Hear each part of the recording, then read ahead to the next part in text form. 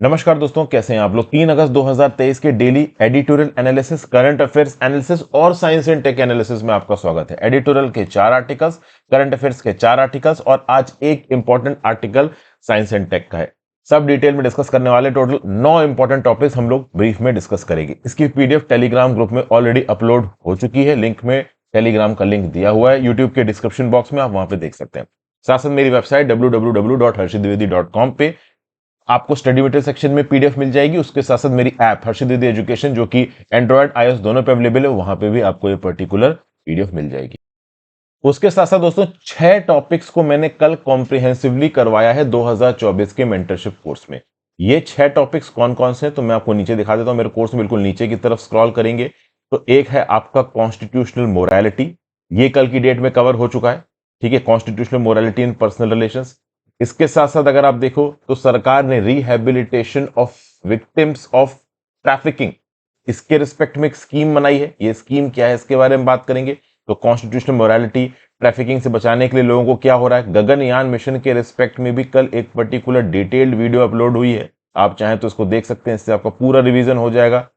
उससे पहले अगर आप देखो तो इंटरस्टेट वाटर डिस्प्यूट्स के रिस्पेक्ट में एक होलिस्टिक थीम मैंने यहां पे कवर करवाई है, तो आप चाहो तो इस पर्टिकुलर टॉपिक को भी देख सकते हो, चेकआउट कर सकते हो। उससे पहले quantum technology and national security, इसकी वीडियो भी कल अपलोड हुई, एक्चुअली ये परसों अपलोड हुई थी, तो आप चाहो तो इसको भी रेफर कर सकते हो। और उसके साथ साथ बायोडाइवर्सिटी अमेंडमेंट बिल 2021, तो ये टॉपिक्स कल मैंने ऑलमोस्ट कवर किए हैं, तो आप चाहें तो इसको टेकअप कर सकते हैं मेंटरशिप कोर्स से। मेंटरशिप कोर्स में डेली की बेसिस पे इस प्रकार की वीडियोस आपके लिए अपलोड होती रहती हैं और एक नया वर्डस्ट्री का इनिशिएटिव भी शुरू हो रहा है, तो डू चेक इट आउट अगर आपको सही लगे तो।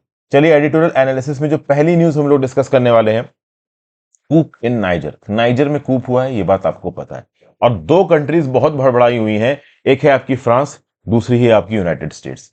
नाइजर की जो प्रेसिडेंट है मोहम्मद बाजूम, 26 जुलाई को इनको बाहर फेंक दिया गया।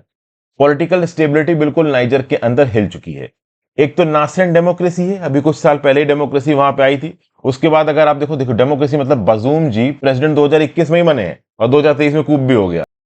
इस्लामिस्ट इंसर्जेंसी पूरे के पूरे साहेल रीजन में फैल रही है, फिर चाहे वो माली हो, फिर चाहे वो बुर्किना फासो हो, यहाँ पे ऑलरेडी कूप्स हो चुके हैं और अब भैया कूप आपका नाइजर के अंदर भी हो गया है। डेमोक्रेटिक ऑर्डर 1960 के बाद से, जब से नाइजर को फ्रीडम मिली हुई, बिल्कुल हिला हुआ है।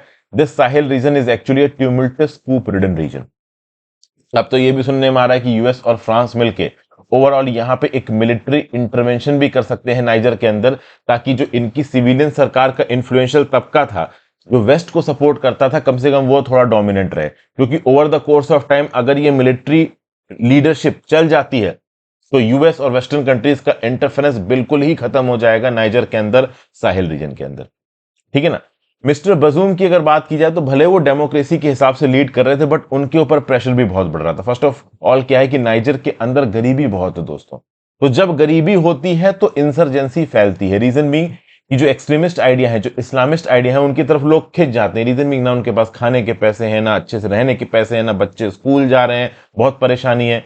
उसके बाद देखिए तो जो बजूम साहब थे नाइजीरिया के प्रेसिडेंट, वो बहुत हद तक आपके लीजिए वेस्टर्न कंट्रीज के ऊपर डिपेंडेंट थे, फ्रांस के ऊपर डिपेंडेंट थे, और ये जो मिलिट्री जनरल्स हैं नाइजर के, उनको पसंद नहीं आ रहा। और देखिए ओवरऑल अफ्रीका का सेटअप भी ऐसा है, ये मिलिट्री जनरल्स देख रहे हैं कि माली में कूप हो रहा है, ये मिलिट्री जनरल्स देख रहे हैं कि बुर्किना फासो में कूप हो रहा है, ये मिलिट्री जनरल्स देख रहे हैं कि मेरा जो प्रेसिडेंट है वो मेरी सुन नहीं रहा। बहुत सारे जनरल्स को जबरदस्ती बजूम साहब ने रिटायर करवा दिया, बहुत सारे लोगों को अब्रॉड भेज दिया, बहुत सारे लोगों के पर्क्स को कट आउट कर दिया, जैसे कि प्रेसिडेंशियल गार्ड। इसी प्रेसिडेंशियल गार्ड ने अभी के लिए पब्लिक रिजेंटमेंट का फायदा उठा के यहाँ पे कूप कर दिया। बोला कि प्रेसिडेंट बजूम के अंदर जो सिक्योरिटी सिचुएशन है वो डिटेरियोरेट कर रही है, बैड सोशल और इकोनॉमिक गवर्नेंस है, तो कूप कर दो।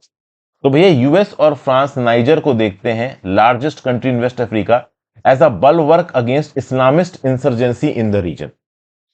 तो नाइजर एक ऐसी कंट्री थी जिसको यूएस फ्रांस इस प्रकार से देख रहे थे कि हाँ भाई ये इस्लामिस्ट इंसर्जेंसी को हरा सकता है। अलकायदा, इस्लामिक स्टेट और बहुत से और जो जिहादिस्ट ग्रुप हैं जो कि साहेल रीजन में ऑपरेट कर रहे हैं, इसके साथ साथ नाइजर, बुर्किना फासो, माली, इन सबको कहीं ना कहीं नुकसान पहुंचा था। माली और बुर्किना फासो में ऑलरेडी 2021 और 2022 में कूप हो चुका है, ठीक है ना। तो उस समय पे माली के अंदर, बुर्किना फासो के अंदर यूएन पीस स्पीकर्स थे, फ्रेंच ट्रूप्स थे। बाद में फ्रेंच ट्रूप्स ने इन कंट्रीज को छोड़ दिया। ओवरऑल इस पूरे के पूरे कूप में नाइजर में रशिया का एक पॉजिटिव हैंड नजर आ रहा है। नाइजर के अंदर नाइजर के लोग और नाइजर के मिलिट्री जनरल्स रशिया के साथ दोस्ती को ज्यादा इंपॉर्टेंस दे रहे हैं, तवज्जो दे रहे हैं when compare to west and Europe. ठीक है, तो ये सब बातें ओवरऑल यहाँ पे हो रही। जब नाइजर में कूप हुआ तो रशिया में पुतिन के मतलब सॉरी नाइजर में पुतिन के फेवर में, रशिया के फेवर में यहाँ पे नारे लगाए गए और फ्रांस के अगेंस्ट यहाँ पे नारे लगाए गए। ठीक है, फ्रांस ने बोला कि हमारे डिप्लोमेट्स को, हमारी एम्बेसी को किसी प्रकार का नुकसान नहीं पहुंचना चाहिए। अब फ्रांस और जो इकोवास है, economic community of the West African state, regional grouping है, इसने भैया साफ साफ बोला है यहाँ पे मिलिट्री जनरल्स को कि तुरंत रीइंस्टेट करो प्रेसिडेंट बजूम को। देखिए, सामने से मिलिट्री और जो देश के लोग हैं नाइजर के, वो मिलिट्री को सपोर्ट करते नजर आ रहे हैं, बजूम के अगेंस्ट है। लेकिन एक बहुत बड़ा तबका नाइजर में ऐसा भी होगा जो बजूम को सपोर्ट कर रहा होगा, जो डेमोक्रेसी को सपोर्ट कर रहा होगा, मिलिट्री के अगेंस्ट बोल रहा होगा। हालांकि वो सड़क पर उतर के ज्यादा बवाल नहीं कर सकते, रीजन भी मिलिट्री उनको टारगेट कर सकती है। तो अगर नाइजर के अंदर से मिलिट्री ग्रुप और कुछ लोग प्रोटेस्ट में फ्रांस के फेवर में और फ्रांस के अगेंस्ट में, रशिया के फेवर में और कूप के फेवर में नजर आ रहे हैं, तो इसका मतलब ये नहीं है कि नाइजर की पूरी जनता ही यहाँ पे कूप चाहती है। एक बड़ी जनता डेमोक्रेसी में रहना चाहती है, कोई भी आप कह लो डिक्टेटरशिप के अंदर ही नहीं रहना चाहता। लेकिन जब भुखमरी गरीबी होती है तो फिर डिक्टेटरशिप और आप कह लो डेमोक्रेसी मैटर नहीं करती, सबसे पहले मैटर करता है कि पेट में खाना डाला जाए। तो किसी भी रूलिंग सरकार के लिए, कम्युनिस्ट पार्टी के लिए जरूरी होता है कि वो लोगों को इकोनॉमिक सुविधाएं अवेलेबल करवाएं। चाइना की डिक्टेटरशिप आज की दम पे किस दम पे टिकी हुई है? क्योंकि उन्होंने लोगों की जेब में पैसा डाला है, तो लोग खुश हैं कि हाँ भाई चलो जेब में पैसा है, अपना मस्त चल रहा है, क्या जरूरत है बकवास करने की। समझ गए? तो यहाँ पे केमिकल सेटलमेंट होना चाहिए डिस्प्यूट का, रेस्टोरेशन होना चाहिए डेमोक्रेसी का, अच्छी अच्छी बातें तो लिख दी जाती हैं। बट ऐसी सिचुएशन में डेमोक्रेसी का रेस्टोरेंट बहुत मुश्किल होता है। क्या थाईलैंड में आज तक पूरी तरीके से डेमोक्रेसी रिस्टोर हुई है? क्या आपकी म्यांमार में हुई है? क्या यमन में हुई है? क्या सीरिया में हुई है? जब कहीं पे बवाल शुरू हो जाता है, क्या बुर्किना फासो माली में हुई है? उसको सॉर्ट आउट करना बहुत मुश्किल हो रहा है। नाइजीरिया भी इस प्रकार की प्रॉब्लम में फंस चुका है। फिर आगे बात करते हैं लीनियर रिग्रेशन। भाई देखिए, इस पर्टिकुलर आर्टिकल में मैं आपको बिल्कुल सीधी सीधी बता दूं, केंद्र की सरकार को क्रिटिसाइज किया जा रहा है। अभी हुआ ये है कि जो डायरेक्टर है international institute of population sciences के केएस जेम्स को, इनको सस्पेंड कर दिया सरकार ने। तो सरकार ने जब इनको सस्पेंड किया तो बहुत सारे लोगों ने बोला कि अरे भाई, सरकार तो अपने खिलाफ कोई बात सुनने को ही राजी नहीं है। एक्चुअली में आईआईपीएससी प्रिपेयर करता है नेशनल फैमिली हेल्थ सर्विस को और हेल्थ मिनिस्ट्री की रिपोर्ट्स को। कई बार क्या हुआ कि आईआईपीएस के डायरेक्टर्स को और ऐसी स्टैटिस्टिकल एजेंसीज के हेड को केंद्र की सरकार थोड़ा इग्नोर करती है या इनके हेड को डांट लगाती है। ओवरऑल देखिए, केंद्र की सरकार ऐसे स्टैटिस्टिकल फिगर्स छपवाना चाह रही जो उनकी फेवर में, जो उनकी पॉलिटिकल इमेज के हिसाब से सेट बैठे। ऐसा कुछ इस पर्टिकुलर आर्टिकल में बताया जा रहा है। जैसे कि अगर आप देखो एनएफएचएस 5 2019-21 के जब रिजल्ट निकल के आए, तब इस पर्टिकुलर रिपोर्ट में पता चला कि 2019 में जो केंद्र की सरकार क्लेम कर रही थी कि सारे विलेजेस ओपन डेफेकेशन फ्री हो चुके हैं, पता चला कि सब ओडीएफ फ्री नहीं हुए थे। 19% सर्वेज हाउस होल्ड्स में कोई भी टॉयलेट फैसिलिटीज थी ही नहीं। तो सरकार का ये प्रेम करना कि ओडीएफ हो चुके हैं सारे विलेजेस, ये गलत हो गया। फिर नेशनल स्टैटिस्टिकल ऑफिस सर्वे हुई थी 2018 की, नेशनल एनुअल रूरल सैनिटेशन सर्वे हुई थी 2019-20 की, मल्टीपल इंडिकेटर सर्वे हुई थी इस साल। इस समय ये पता चला कि सारे विलेजेस ओडीएफ फ्री नहीं है, मतलब ओपन डेफिकेशन फ्री नहीं है। तो सरकार ने 2019 के इलेक्शंस जीतने के लिए जो पॉलिटिकल आप कह लो प्रॉमिस किया या पॉलिटिकल अचीवमेंट दिखाया, वो एक्चुअली में अचीवमेंट था नहीं, झूठ था। तो ये एनएफएचएस की सर्वे ने, बहुत सारी और सर्वेज ने दिखाया। तो ऑथर यही कहने की कोशिश कर रहा है यहाँ पे कि ओवरऑल इन सर्वे के रिजल्ट सरकार को पसंद नहीं आएंगे, क्योंकि ये सरकार की डेवलपमेंट की थ्योरिटी को सीधे सीधे डिबंक कर रहे हैं, वो कर रहे हैं, मतलब कॉन्ट्रडिक्ट कर रहे हैं। ठीक है ना। फिर एनएफएचएस 5 ने दिखाया है कि एनीमिया बढ़ रहा है। 57% ऑफ द सर्वे जो रूरल हाउस होल्ड्स हैं उनके पास एलपीजी या नेचुरल गैस नहीं है। तो प्रधानमंत्री उज्ज्वला योजना का पॉजिटिव इंपैक्ट के ऊपर यहाँ पे क्वेश्चन उठ सकता है। फिर अगर आप देखो तो Ministry of Statistics and Programme Implementation ने कंज्यूमर एक्सपेंडिचर सर्वे जो कि 2017-18 की थी, इसको रिजेक्ट कर दिया। इसमें ऑब्वियसली बात है इन्फ्लेशन और पॉवर्टी के फिगर्स कुछ बहुत ज्यादा नजर आ रहे थे। ऑब्वियसली बात है सरकार की इमेज के रिस्पेक्ट में ठीक नहीं थे। एनएसएसओ का जो पीरियोडिक लेबर फोर्स सर्वे था, जिसको नेशनल स्टैटिस्टिकल कमीशन के द्वारा 2018 में अप्रूव किया गया, जिसने ये बोला कि अनएम्प्लॉयमेंट बहुत बुरी तरीके से बढ़ा है, सरकार ने उसको 2018 में रिलीज नहीं किया, 2019 में पावर में आने के बाद रिलीज किया। तो बेसिकली यहाँ पे स्टैटिस्टिकल कमीशन सर्वे रिपोर्ट्स के जेन्युइन काम करने के तरीके में कहीं ना कहीं इंटरफेरेंस लाया जा रहा है। स्टैटिस्टिकल कमीशन की रिपोर्ट्स में नीति आयोग इंटरफेयर कर रहा है। इस बात को लेकर पहले भी कुछ रेजिग्नेशन हो चुके हैं। ठीक है। तो नेशनल स्टैटिस्टिकल कमीशन के फॉर्मर एक्टिंग चेयरमैन और मेंबर ने रिजाइन कर दिया था। उनका यह कहना था कि भाई नीति आयोग का एक्सेसिव इंटरफेरेंस कर रहा है, नीति आयोग प्लानिंग बॉडी है, स्टैटिस्टिकल चीजों में उसको इंटरफेयर नहीं करना चाहिए। कुछ इकोनॉमिक एडवाइजरी काउंसिल के मेंबर्स ने एक सीरीज ऑफ ओपिनियन आर्टिकल्स लिखे हैं। ठीक है ना। इसमें प्राइम मिनिस्टर साहब को यह बोला गया है कि जो मेथोडोलॉजी अडॉप्ट की गई एनएफएचएस और सिमिलर सर्वेस के द्वारा ये बिल्कुल गलत है। डिसेनियल सेंसस एक्सरसाइज को भी सरकार डिले कर रही है। तो ये सब चीजें कहीं ना कहीं स्टैटिस्टिकल सिस्टम में एक रोड़ा डालती हैं, जो कि सही नहीं है। ओवरऑल ऑथर ये कहने की कोशिश कर रहा है कि सरकार पॉजिटिवली लोगों के बीच में अपना इमेज लाने के लिए स्टैटिस्टिकल सिस्टम्स को डिबंक कर रहा है, उनको जेन्युइनली थोड़ा सा आउटलाइन कर रहा है, थोड़ा सा सेग्रीगेट कर रहा है, साइडलाइन कर रहा है। ठीक है भाई, आगे चलते हैं। From state visit to a more robust trade relationship. देखिए यहाँ पे क्या बोला जा रहा है। प्रधानमंत्री मोदी जी गए वॉशिंगटन में, अपने आप में बड़ी जबरदस्त विजिट थी। आप कह सकते हो एक इंडियन लीडर पिछले 75 सालों में इतनी तगड़ी विजिट करे तो ये तीसरी बार ही ऐसा हुआ। यहाँ पे यूनाइटेड स्टेट्स इंडिया की इंपॉर्टेंस को बहुत ज्यादा समझ रहा है। जो बाइडेन बिल्कुल ओवरऑल इंडिया को स्ट्रेटेजिक पार्टनर की तरह मान रहे हैं। लॉन्ग टर्म में यूएस को अगर चाइना के साथ स्ट्रेटेजिक कंपटीशन करना है तो इंडिया को तो सपोर्ट देना ही पड़ेगा। तो यहाँ पे जो भी डील साइन हुई है इंडिया यूएस के, defence, trade, emerging technologies, artificial intelligence, space exploration, सबसे डील करती है। अगर आप देखो तो बहुत सारे एरियाज में इंडिया यूएस में जबरदस्त ग्रोथ आई है, चाहे इकोनॉमिक ग्रोथ हो, ट्रेड रिलेशनशिप हो। दोनों कंट्रीज के बीच में जो बायलेटरल ट्रेड है 120 बिलियन डॉलर्स को क्रॉस कर गया है। ओवरऑल किसी भी और प्रकार की पार्टनरशिप में इतना बम्पर जंप देखने को नहीं मिला है जितना इंडिया यूएस के रिलेशंस में देखने को मिला है। और कहीं ना कहीं इंडिया के डिफेंस प्रिपेयर्डनेस में भी यूएस हमारी बहुत मदद कर रहा है। हालांकि इस बात को लेकर कभी कभी क्वेश्चन उठता है कि भाई यूएस जो भी वेपन्स इंडिया को बेच रहा है वो बहुत महंगे हैं, बट ठीक है, टॉप क्वालिटी के वेपन्स को इंडिया को भेज रहा है। ओवरऑल यूएस अपनी खुद की जो सप्लाई चेन डिपेंडेंसी है चाइना के ऊपर कम करना चाहता है, इसलिए वो अपनी सप्लाई चेन्स को डाइवर्सिफाई कर रहा है। उसमें इंडिया एक बहुत इंपॉर्टेंट रोल प्ले करता है। अब भारत सरकार की अगर बात की जाए, बाकी कंट्रीज के साथ जो हमने इंगेजमेंट किया और यूएस के साथ जो हम इंगेजमेंट कर रहे हैं उसमें फर्क क्या है। तो नरेंद्र मोदी जी की सरकार ने फ्री ट्रेड एग्रीमेंट साइन किए हैं यूएई के साथ, ऑस्ट्रेलिया के साथ, यूरोपियन यूनियन, यूनाइटेड किंगडम और कनाडा के साथ यहाँ पे नेगोशिएशंस चल रही हैं। हम यूएसए के साथ ट्रेड नेगोशिएशंस क्यों नहीं कर रहे हैं?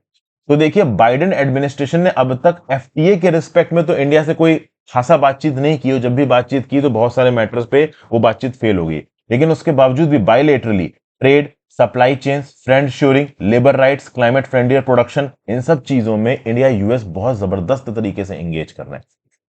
कुछ ओवरऑल पेंडिंग इश्यूज थे, लेकिन बहुत सारे पेंडिंग इश्यूज को रिसेंटली जब मोदी जी वॉशिंगटन गए थे, लगभग ऐसे 6 डिस्प्यूट्स को जो कि डब्ल्यूटीओ के अंदर चल रहे थे, इनको एमिकेबली बायलेटरली रिजॉल्व कर लिया गया है यहाँ पे इंडिया यूएस के द्वारा।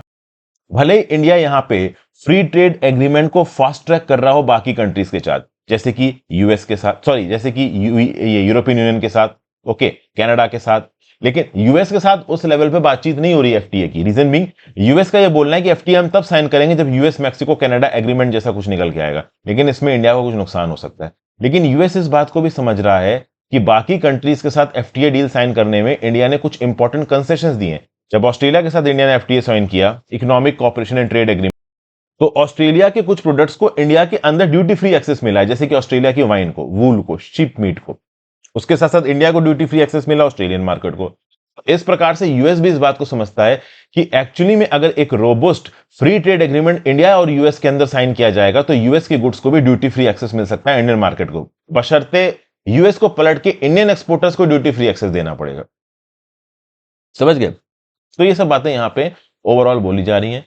टारगेट ये है 2030 तक इंडिया यूएस के बीच का बायलेटरल ट्रेड 500 से 600 बिलियन डॉलर पहुंच जाए। ये अपने आप में एक स्काइज द लिमिट वाली बात हो जाएगी। एफटीए नेगोशिएशंस यहां पे चल रहे हैं। एग्रीकल्चरल सेक्टर एक पेंडिंग डिस्प्यूट है इंडिया यूएस के बीच में। मोदी जी की जो विजिट थी यूएस में, ये अपने आप में गेम चेंजर थी। इस प्रकार की विजिट्स अगर हेड ऑफ स्टेट्स की आगे रहती हैं, यूएस की लीडरशिप में इस प्रकार का पैशन रहता है अगर इंडिया के एंगेजमेंट के साथ, तो डेफिनेटली दोनों कंट्रीज की रिलेशन बहुत आगे जाने वाले हैं। फिर आगे, deep tech startups taking brave risk. Modit Narayan साहब और वरुण अग्रवाल साहब ने इस आर्टिकल को लिखा। देखिए, जो ग्रेट इंडियन स्टार्टअप बूम है, पिछले 10 सालों में इंडिया के अंदर स्टार्टअप्स बहुत तेजी से बढ़े हैं और इन स्टार्टअप्स को लीड कर रहे हैं यंग एंटरप्रेन्योर्स। ठीक है, गवर्नमेंट का जो स्टार्टअप इंडिया मूवमेंट था उसने भी इस पर्टिकुलर मूवमेंट को खासा पुश दिया। स्टार्टअप मूवमेंट जो है इंडिया का, it is not limited to metro cities. इसने सक्सेसफुली कैप्चर किया है सबर्बन और रूरल एंटरप्रेन्योर्स को भी। टायर 2 और टायर 3 से भी आपके, मतलब टायर 2 और टायर 3 सिटीज से भी बहुत सारे स्टार्टअप्स निकल के आए हैं।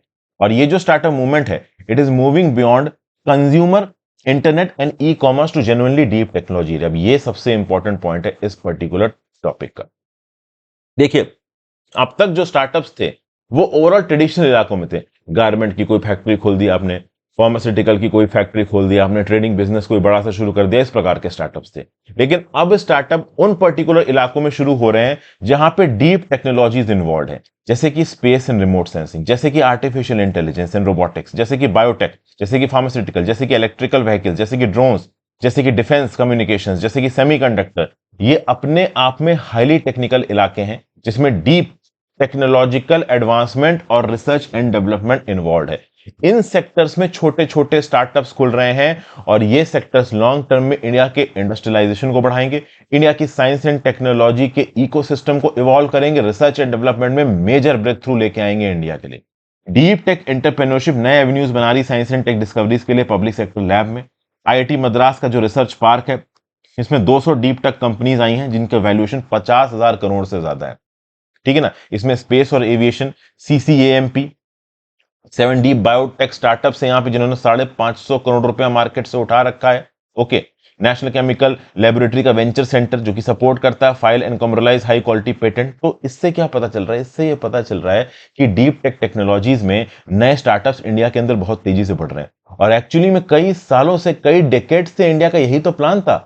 हाईली स्किल्ड सेक्टर्स में, हाईली साइंटिफिकली एडवांस सेक्टर्स में ही हमको अपनी रिसर्च डेवलपमेंट और साइंटिफिक इन्वेस्टमेंट को बढ़ाना है, क्योंकि यही लॉन्गर टर्म में वो पोटेंशियल साइंटिफिक एडवांसमेंट हमको देगा जिसके दम पे एक्चुअली में कंट्री आगे बढ़ती है। यूएस इतनी तेजी से आगे कैसे बढ़ा है, चाइना इतनी तेजी से आगे कैसे बढ़ा है?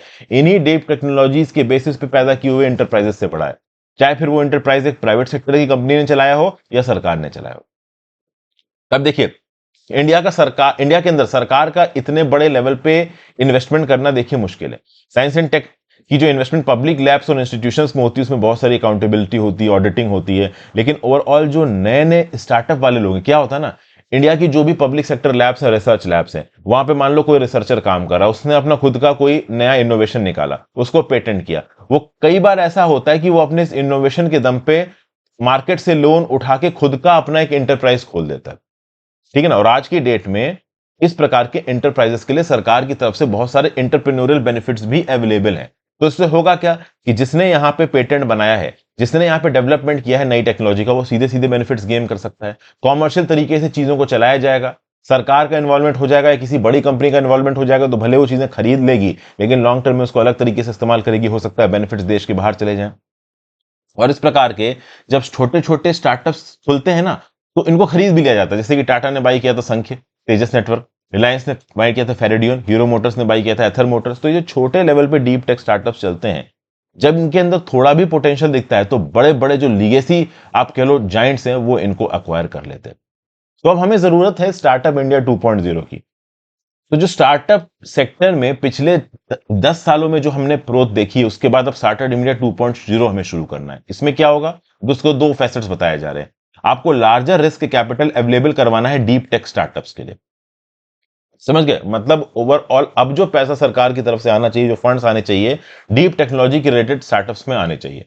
और उसके बाद ये डीप टेक्नोलॉजी से रिलेटेड स्टार्टअप्स जो भी इंडिजीनियसली डेवलप्ड टेक्नोलॉजीज को इवॉल्व कर रहे हैं, उन टेक्नोलॉजीज को ही हमारी डोमेस्टिक मार्केट में मास प्रोक्योरमेंट करना है, ताकि हम इस बात को इंश्योर कर सकें कि जो हमारे डोमेस्टिक स्टार्टअप्स हैं वो सक्सेसफुल हो।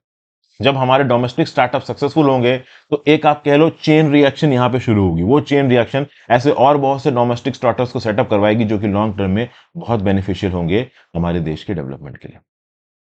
ठीक है भाई, आगे चलते हैं। मेंटरशिप कोर्स के बारे में एक बार और रिमाइंड कर दूं, ये मेंटरशिप कोर्स लाइव है चैनल के अंदर, आप चाहें तो जाके इसको टेकअप कर सकते हैं। करंट अफेयर्स एनालिसिस पे आ जाते हैं दोस्तों। सरकार ने शुरू की है कॉन्ट्रैक्चुअल डिस्प्यूट सेटलमेंट स्कीम। ये क्या है भाई? तो इसको बोला जा रहा है विवाद से विश्वास 2 स्कीम। भाई सब इस साल के बजट में भी इस पर्टिकुलर स्कीम को अनाउंस किया गया था। ओके। तो सेंटर ने वेडनेसडे को लॉन्च कर दी settlement scheme for contractual disputes. मतलब एक तरफ वेंडर है या सप्लायर है और दूसरी तरफ या तो सरकार है या फिर सरकार की कोई डिपार्टमेंटल अंडरटेकिंग है या पीएसयू। तो 31 अक्टूबर की यहां पे डेडलाइन दी गई है।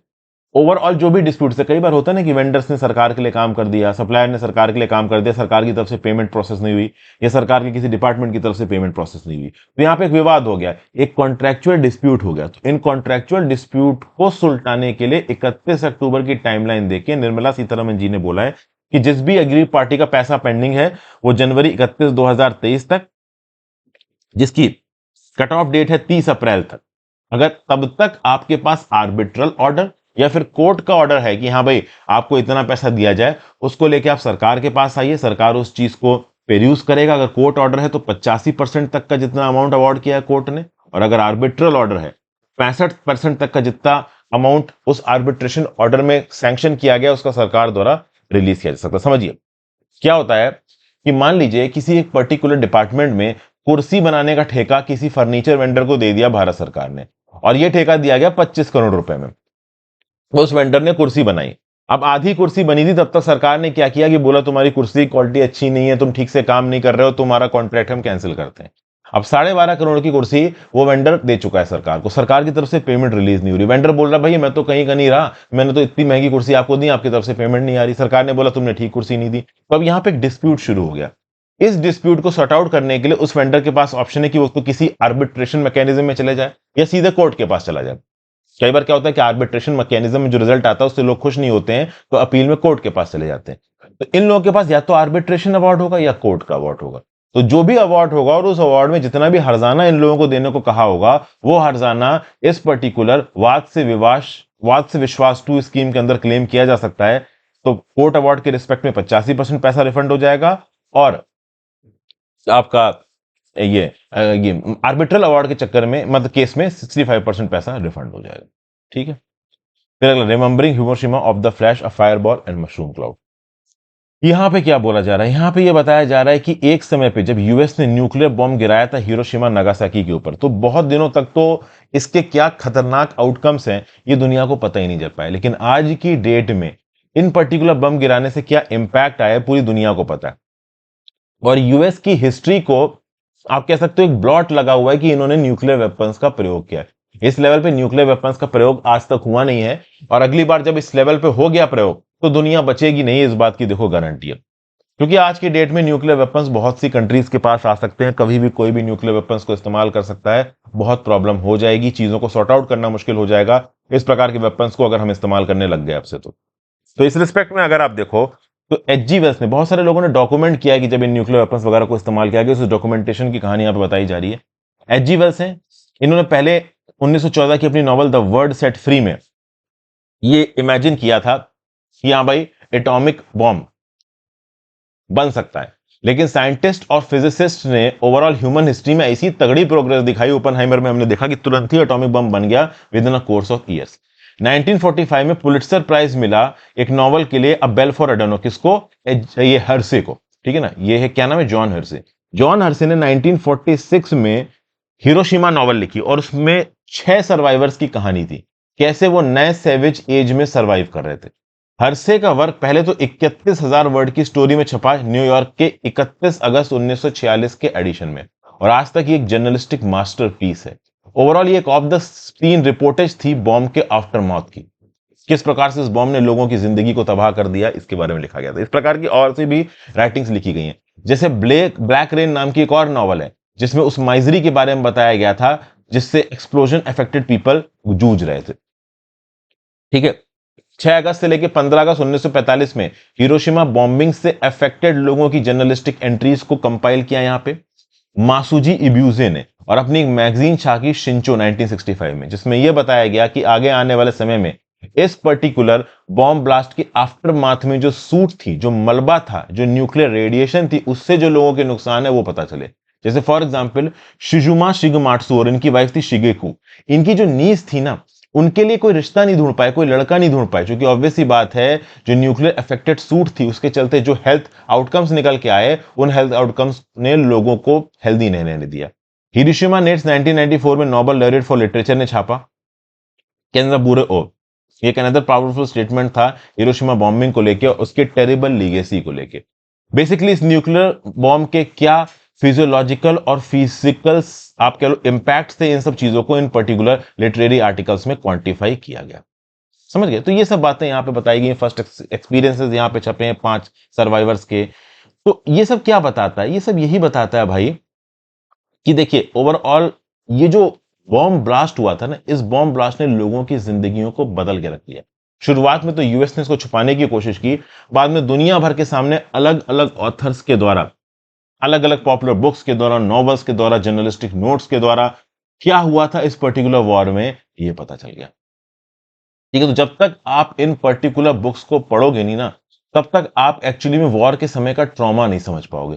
ओपनहाइमर को ग्लोरीफाई जरूर कर दिया गया एक पर्टिकुलर मूवी को बना के, बट एक्चुअली में पढ़ने की जरूरत और दिखाने की जरूरत उन चीजों को है कि इन पर्टिकुलर अटैक्स के बाद लोगों के ऊपर क्या इंपैक्ट पड़ा।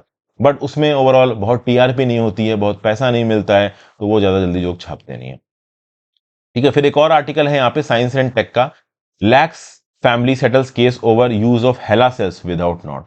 देखिए 70 साल बीत चुके हैं दोस्तों, जॉर्ज हॉपकिंस यूनिवर्सिटी में एक पेशेंट आई, ब्लैक पेशेंट थी, इनका नाम था आपका हेनरीटा लैक्स। इनकी सर्वाइकल सेल्स को उठाया गया। देखिए जब भी कोई एक कैंसर पेशेंट होता है, उसकी सेल्स को उठाया जाता है, उसकी सेल्स के ऊपर स्टडी होती है। अब क्या होता है कि एक इंसान के मरने के बाद जो भी उसकी सेल्स कलेक्ट हो जाती हैं वो जल्दी मर जाती हैं, लेकिन हेनरिका लैक्स के जो सेल्स थे ना, वो जल्दी मरे नहीं, वो थ्राइव कर रहे थे एक बायोटेक्नोलॉजी एडवांसमेंट में। तो इन पर्टिकुलर लैक्स के सेल्स को, जिसको यहां पे हेला सेल्स बोला गया, ठीक है, ये हेला सेल्स कॉर्नर स्टोर बने हैं मॉडर्न मेडिसिन के। इन हेला सेल्स का इस्तेमाल करके काउंटलेस साइंटिफिक और मेडिकल इनोवेशंस हुए हैं, चाहे फिर वो पोलियो की वैक्सीन हो, जेनेटिक मैपिंग हो, कोविड-19 की वैक्सीन हो, कहीं ना कहीं हेला सेल्स के दम पे उसके ऊपर टेस्टिंग हुई है। तो हेनरीटा लैक्स के हेला सेल्स को 1951 में हार्वेस्ट किया गया था। उस समय पे सेल की हार्वेस्टिंग इलीगल नहीं थी, लेकिन हेनरीटा लैक्स से पूछा भी नहीं गया था। ज्यादातर लोग जब मर जाते हैं तो उनके मरने के बाद उनकी सेल्स भी मर जाती हैं, लेकिन यहाँ पे हेनरीटा लैक्स की सेल्स जिंदा रही, बहुत अच्छे तरीके से सर्वाइव कर रही थी। तो ऐसा यहां पे हेनरीटा लैक्स की फैमिली ने एलिज किया कि थर्मो फिशर साइंटिफिक जो इंक है मैसाचुसेट्स का, उसने कॉमर्शियलाइज किया है इनकी पर्टिकुलर सेल्स को। तो इस बात को लेकर जो अटॉर्नी बेन क्रम्प है, जो कि हेनरीटा लैक्स की फैमिली को रिप्रेजेंट कर रहे हैं, उन्होंने एक लॉ सूट फाइल कर दिया। तो ये जो पर्टिकुलर कंपनी है जिसने ओवरऑल कॉमर्शियली यूटिलाइज किया, और बहुत सारे अलग अलग ग्रुप्स ने कॉमर्शियली यूटिलाइज किया है हेनरीटा लैक्स की सेल को, इन यहाँ पे इसने एक सेटलमेंट कर लिया है इस पर्टिकुलर फैमिली के साथ। एक बीनीथ क्लोज डोर डील हुई है, जिस डील के चलते ऑब्वियस सी बात है हेनरीटा लैक्स की फैमिली मेंबर्स को यहाँ पे कंपनसेशन प्रोवाइड किया गया। कितना कंपनसेशन प्रोवाइड किया है, इसकी जो आप कह लो इन्फॉर्मेशन है वो लाइव नहीं की गई है। तो साइंस एंड टेक में रिस्पेक्ट में आप समझ सकते हो, जो भी कैंसर पेशेंट्स होते हैं उनकी सेल्स इकट्ठा की जाती हैं, कुछ ही सेल्स अच्छे से रिस्पॉन्ड कर पाती हैं। ओके, आगे चलते हैं भाई। सऊदी अरेबिया यूक्रेन और रशिया के बीच में पीस डील ब्रोकर करवाने के लिए जिद्दा नाम का जो शहर है रेड सिटी में अगस्त 5 और 6 को एक मीटिंग कंडक्ट कर रहा है। देखिए रशिया यूक्रेन वॉर के रिस्पेक्ट में पीस लाने के लिए अब तक बतेरी कंट्रीज मीटिंग करवा चुकी हैं, फिर चाहे वो टर्की हो, फिर चाहे वो ब्राजील हो, फिर चाहे वो अफ्रीका हो, लेकिन ऑब्वियसली बात है कोई भी शांति स्थापित नहीं कर पाया, क्योंकि इस पर्टिकुलर 17 महीने के वॉर में शांति की परिभाषा बहुत हद तक बदल चुकी है। यूक्रेन के लिए शांति की परिभाषा यह है कि भाई जितना पूरा यूक्रेन है वो हमें दो, जिन जिन इलाकों में रशिया घुस के बैठा है रशिया पीछे हटे, तो ही यूक्रेन पीस रखेगा। रशिया बोलता है कि हम जिन इलाकों में घुस गए हैं that is the change reality, वो अब हमारे पास ही रहेंगे, वो हमारे पास रहने दो, यूक्रेन चुपचाप से पीछे हट जाए, लड़ाई बंद कर दे, तो हम एक पीस प्रपोजल कर लेंगे। तो पीस की परिभाषा यूक्रेन और रशिया दोनों के लिए अलग अलग है। तो टेक्निकली यहां पे पीस हो ही नहीं सकता, क्योंकि ये दोनों परिभाषाएं, ये दोनों स्टैंड एक दूसरे के साथ सिंक्रोनाइज ही नहीं कर रहे हैं।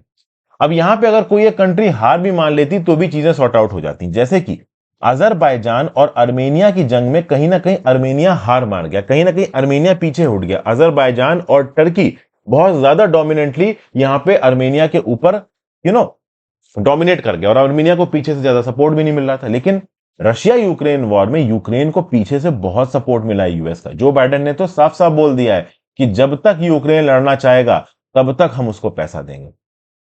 तो इस बात को लेकर ऑब्वियसली बात है यूक्रेन को सपोर्ट मिला और यूक्रेन जंग पे जंग किए चला जा रहा है।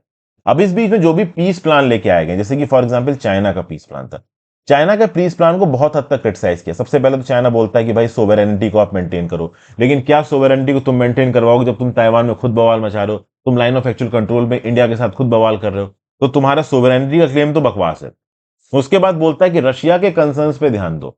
अब रशिया का कंसर्न तो ये है कि हम तो यूक्रेन के इलाके में घुस चुके हैं, उसको हम छोड़ेंगे नहीं, और रशिया के साथ तुम बायलेटरल रिश्ते कर रहे हो, रशिया की इकोनॉमिकली मदद कर रहे हो, तो ऑब्वियसली बात है तुम रशियन स्टैंड के हिसाब से जा रहे हो, ठीक है ना। इस समय के डोमिनेंट इंटरनेशनल एटमॉस्फेयर में रशिया चाइना के अगेंस्ट एक जूनियर पार्टनर है, तो इस पर्टिकुलर जंग के चलते चूंकि रशिया यहां पे थोड़ा सा कमजोर पड़ गया है, तो चाइना से मदद मांग रहा है। तो कुल मिलाकर चाइनीज स्टैंड बहुत हद तक प्रो रशिया नजर आया। तो उस बाइक को लेके चाइना ने जो पीस डील ब्रोकर कराने की कोशिश की उसमें कोई दम ही नहीं था। फिर भाई 7 अफ्रीकन कंट्री सामने आए, जिसको लीड कर रहे थे south African president Cyril Ramaphosa. ठीक है, रशिया यूक्रेन के 10 प्रपोजल दिया इन्होंने, लेकिन उस 10 पॉइंट प्रपोजल को उन्होंने माना नहीं। एक प्रपोजल इसमें यह था कि भैया ग्रेन के एक्सपोर्ट्स को होने दो, लेकिन रशिया ने इस बार के ग्रेन के एक्सपोर्ट्स भी बंद कर दिए। रशिया का यह बोलना है कि जब यूक्रेन लगातार हमारे ऊपर बॉम्बिंग कर रहा है तो हम इसके ओवरऑल ग्रेन एक्सपोर्ट्स को कैसे बाहर जाने दें। तो कुल मिला के 30 मिलियन टन की ग्रेन की कमी पड़ गई अफ्रीका में।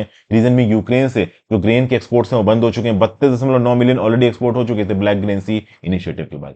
फिर ब्राजील के प्रेसिडेंट लुइस इनाशियो लूला डी सिल्वा यहां पे आ गए। उन्होंने बोला कि भाई हम पीस एफर्ट्स को आगे बढ़ाने की कोशिश करते हैं। इनसे पहले जो जेयर बोल्सोनारो थे उन्होंने काफी डिवीजिव टैक्टिक्स को अपनाया, लेकिन फाइनली यहाँ पे लुइस इनाशियो लूला डी सिल्वा बोल रहे थे कि भाई चीजों को सॉर्ट आउट कर लेते हैं। अब यहाँ पे लूला डी सिल्वा ने ये बोल दिया कि यूएस को वेपन्स नहीं देने चाहिए कीव को, यूक्रेन को। तो यूक्रेन इस बात पे ब्राजील से नाराज हो गया कि तुम क्यों बकवास कर रहे हो बीच में। ये बात बिल्कुल सही है ब्राजील के प्रेसिडेंट की। अगर यूएस पीछे से सपोर्ट देना बंद कर दे यूक्रेन को, पीस प्लान यूक्रेन को एक्सेप्ट करना पड़ेगा, हार एक्सेप्ट करनी पड़ेगी, क्योंकि सपोर्ट के लिए कोई नहीं होगा। लेकिन यूएस पीछे सपोर्ट दिए ही जा रहा है अनकंडीशनल। तो कहने का मतलब यह है कि जितनी भी कंट्रीज ने यहाँ पे पीस प्रपोजल लाने की कोशिश की है, 30 से ज्यादा कंट्रीज ने, कोई भी यहाँ सक्सेसफुल नहीं हुआ। अब फाइनली यहाँ पे आ रहा है सऊदी अरेबिया। सऊदी अरेबिया में मीटिंग होने वाली 5-6 अगस्त को। United kingdom, EU, south Africa, Poland सब बोल चुके हैं हम आएंगे। यूएस के नेशनल सिक्योरिटी एडवाइजर जेक सुलिवान बोल चुके हैं हम आएंगे।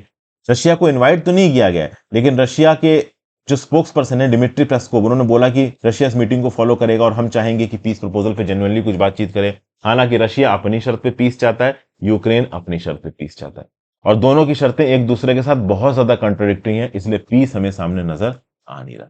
क्या होगा क्या नहीं होगा ये तो भाई आगे आने वाले समय में पता चलेगा। इस पर्टिकुलर मीटिंग से पीस स्थापित होगा इस बात के चांसेस तो ना के बराबर है, बट चलो फिर भी थोड़ी बहुत बात भी आगे बढ़ जाए तो भी यूजफुल होगा। So thank you for watching friends. आज का एडिटोरियल करंट अफेयर्स और साइंस एंड टेक एनालिसिस यहाँ खत्म होता है। आशा करता हूं आपको कुछ ना कुछ यूजफुल जानने को मिला होगा। अपनी व्यू पॉइंट नीचे कमेंट बॉक्स में देके जाइएगा। Have a